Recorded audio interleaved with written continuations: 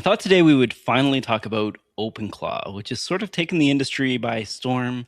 I've mentioned it a couple times in passing, mostly around security. I was waiting a little bit for things to, one, get tamper down a bit, and maybe some maturity, I guess, in some of the packages that were released, having played with it a little bit and was honestly quite impressed with what it was doing on my home network, but also was a little bit scared of it. So I had put on a Tailscale, Tailnet, and done things like that. And I think I guess maybe the turning point was last week. There was a new update essentially that came out, and a bunch of things changed. But what I ended up doing, I'll show you the repo a little bit here. It's a very popular project. I think it's surpassed Linux, for example, in terms of stars. So it's a pretty big project is the main thing that I was a little bit lenient about. There's a lot of stuff going on here. And, it's also really popular. And there's security issues in the community with them being hosted publicly, for example.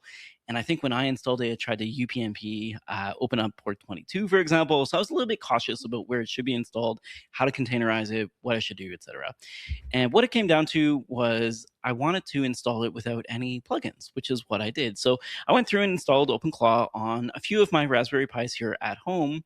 And then I got to thinking, what if they could talk to each other? Is there any benefit in having them talk to each other or coordinating each other or maybe being able to hand off tasks or what have you?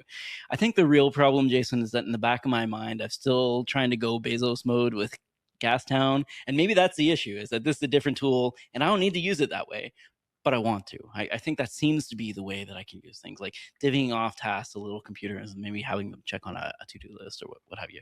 So, so that's OpenClaw itself.